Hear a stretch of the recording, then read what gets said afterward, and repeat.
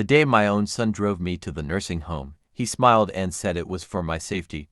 I believed him because he was my family. 3 days later, I discovered my house had been listed for sale without my permission. What my son did not know was that years earlier I had changed my will after a promise I made to my late wife. When the lawyer finally opened that envelope, everything changed forever. For 40 years I worked as a carpenter, and every brick in my house carried a memory. My wife Emma and I built our life there.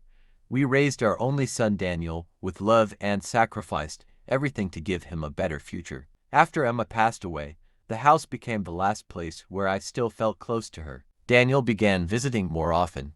He brought groceries, helped around the yard, and insisted I should stop worrying about money. I believed his kindness came from love. Instead, it was part of a plan. One morning he told me I had become too old to live alone. He said a nursing home would give me better care. I refused at first, but he kept insisting. Eventually I agreed because I trusted my son. The nursing home was clean, but it never felt like home. I missed my garden, my workshop, and the chair where Emma and I watched sunsets together. 3 days later, another resident recognized my address while reading the newspaper. My house was listed for sale. My heart stopped. I had never agreed to sell it. I called Daniel.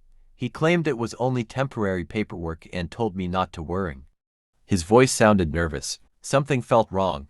I contacted my old lawyer, Mr. Harris, who had handled my family's legal papers for years. Mr. Harris visited me the next day carrying a folder. He explained that Daniel had tried to transfer ownership using documents that raised serious legal questions. Fortunately, the property could not legally be sold because years earlier I had placed it into a protected family trust. Daniel never knew about the trust because Emma and I wanted to make sure the house could never be taken through pressure or manipulation. Mr. Harris suggested we wait before confronting Daniel. He wanted to understand how far the plan had gone. Over the following week, we discovered Daniel had already accepted a deposit from a beer. He planned to use the money to pay off business debts he had hidden from everyone. When I finally met Daniel, I expected anger. Instead, I saw fear. He admitted everything. His business had failed. Creditors were demanding payment.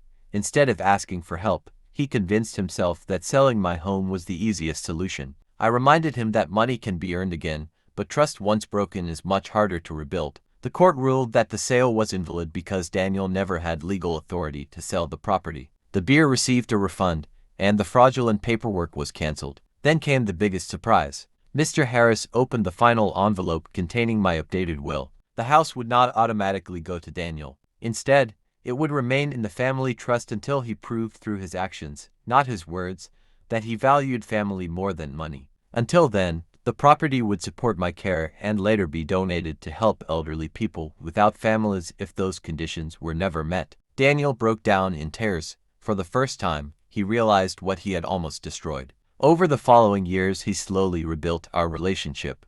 He visited without asking for money. He helped because he genuinely cared. Trust returned little by little. One evening, we sat together on the porch of the same house he once tried to sell. Daniel quietly apologized again. I smiled and told him that forgiveness is not forgetting. It is choosing to give someone the chance to become better. Also, steal family. The greatest inheritance is not a house or a bank account. It is honesty, respect, and the love we leave behind. If this story touched your heart, remember that every choice we make today becomes the legacy we leave tomorrow. Please like this video, subscribe to the channel, share it with your friends, and leave your thoughts in the comments.